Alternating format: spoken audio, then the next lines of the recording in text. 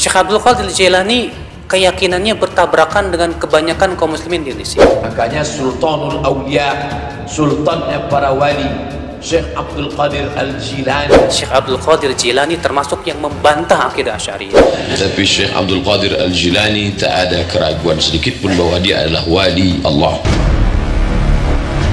Memang salah satu hobi dari Wahabi adalah membid'ahkan hingga menyesatkan mereka yang tidak sealiran dengannya. Namun baru-baru ini Ustadz Wahabi Salafi ini malah merambat membahas Waliul Kutub Syekh Abdul Qadir Al-Jilani.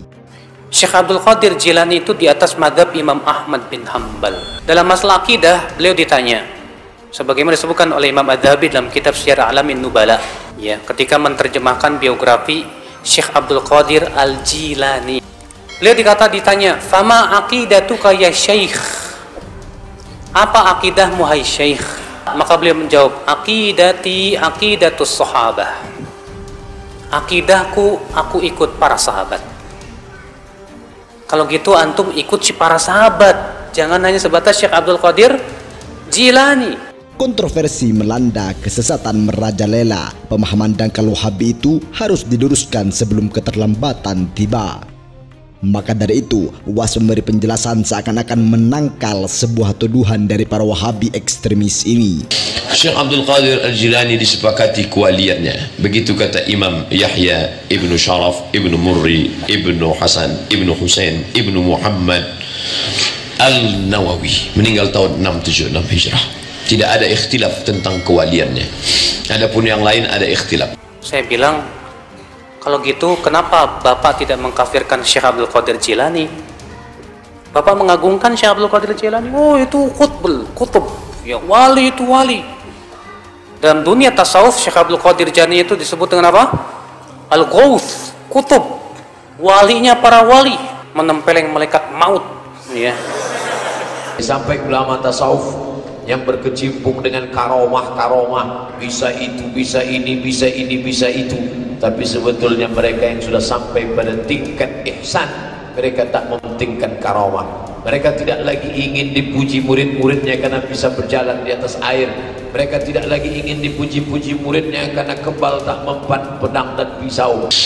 Dari Nabi SAW turun zikir itu kepada Sayyidina Ali. Dari Sayyidina Ali turun kepada anaknya Sayyidina Al-Husain. Dari Sayyidina Husain turun kepada anaknya Zainal Abidin. Dari Zainal Abidin turun kepada anaknya Muhammad Al-Baqir. Dari Muhammad Al-Baqir turun kepada anaknya Ja'far Shadiq. Dari Ja'far Shadiq turun kepada anaknya Musa Al-Kazim. Dari Musa Al-Kazim turun urutan yang ke-19 Syekh Abdul Qadir Al-Jilani. Inilah ya akhi, memang kita harus membuka pemahaman kepada masyarakat siapa hakikatnya Syekh Abdul Qadir Jilani. Apa kata Imam Junaid Al-Baghdadi? "Idza ra'aita ar-rajula", kalau engkau lihat ada orang yamshi 'alal ma', bisa berjalan di atas air, yatiru fil hawa, bisa terbang di atas awan, bisa terbang di atas awan, bisa berjalan di atas air, fala taghtar, jangan kau tertipu, jangan kau terpukau. Kenapa? Karena setan dan iblis pun bisa melakukan itu. Dan Syekh Abdul Qadir Jilani itu hidup setelah imam yang 4. Karena beliau sebelumnya hidupnya habis dengan mempelajari ilmu filsafat. Habis hidupnya untuk membantah ilmu filsafat sampai beliau sendiri bingung. Akhirnya beliau kembali kepada Sahih Bukhari. Beliau pelajari. Namun sayang, sebelum beliau selesai mempelajari Sahih Bukhari, beliau meninggal dunia. Kamu ambil ini dari mana? Dari Imam Al-Bukhari. Imam Al-Bukhari meninggal 256. Mungkinkah dia berjumpa dengan Nabi SAW? Tidak mungkin. Kalau gitu dia ambil dari mimpi. Ini bukan podcast. Ini bukan togel. Ini bersanad. Ini diambil dari siapa? Imam Al-Bukhari mengambil dari gurunya Abdullah bin Maslamah. Abdullah bin Maslamah mengambil dari gurunya Malik bin Anas. Malik bin Anas mengambil dari gurunya Abu Zinad. Abu Zinad mengambil dari gurunya Abdurrahman ibn Hurmuz Al-A'raj. Al-A'raj mengambil dari gurunya Abu Hurairah Abdurrahman bin Sakhar Ad-Dusi. Abdurrahman bin Sakhar Ad-Dusi Abu Hurairah mengambil dari gurunya Sayyidina wa Maulana Muhammad sallallahu alaihi wasallam. Tapi pandanglah bagaimana dia istiqomah setelah taubat nasuha. Makanya dikatakan mereka al-istiqamah khairum min alfi karamah. Satu istiqamah lebih baik daripada 1000 karamah. berkumpullah ulama-ulama tasawuf dari seluruh dunia.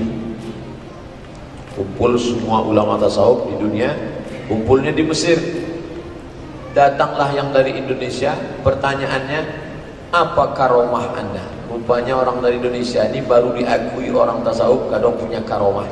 Mempan pisau, tak mempan pedang, baru diakuinya karomah. Ketawalah ulama-ulama tasawuf dari Mesir. Kami sudah tak cerita karomah lagi. Bagi kami adalah yang terpenting istiqamah di dalam ihsan. Kalau dapat kita istiqamah dalam ihsan, itu lebih bermakna daripada 1000 karomah. Makanya Sultanul Awliya, sultannya para wali, Syekh Abdul Qadir Al-Jilani, dalam kitabnya apa kata beliau? Sirrul Asrar, rahasia di antara segala rahasia. Karamah itu maaf cakap. Karamah bagi para wali yang sudah sampai pada makam ihsan seperti perempuan yang sedang haid, kata dia. Sedang halangan. Perempuan yang sedang halangan, dia malu. Dia malu kalau orang lain tahu. Dia malu. Begitu jugalah orang yang punya karamah, malu menunjukkan kalau dia kebal, malu kalau dia menunjukkan bisa berjalan di atas air, malu kalau dia bisa salat di Masjidil Haram. Malu. Kenapa? Karena kalau sampai cerita itu pecah di mulut orang, maka dia sudah merasa dirinya hebat. Di saat itulah dia jatuh derajatnya di sisi Allah SWT. Tapi sekarang apa yang terjadi?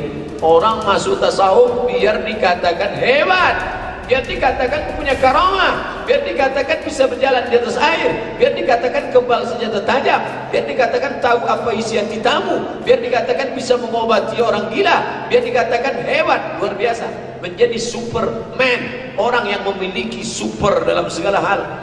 Nampaklah beda antara tasawuf hakiki dengan tasawuf majazi. Begitulah pentingnya istiqamah. Harta yang kita cari pagi, petang, siang, dan malam itu belum tentu kita nikmati. Maka salah satu investasi akhirat sampai ke alam barzah kita adalah pembangunan pondok pesantren. Di antaranya yang terpercaya, pembangunan pondok pesantren Gunung Pandak Malang. Rekening wakafnya BSI 7181981851 atas nama Pondok Pesantren Gunung Pandak. Jangan lupa kontak konfirmasinya 0822 2847 0705. Berkah rezekinya, anaknya anak soleh solehah menjadi penghafal Al-Quran, dan negeri ini menjadi baldatun thayyibatun wa rabbun ghafur. Pahala terus mengalir meski umur kita telah berakhir.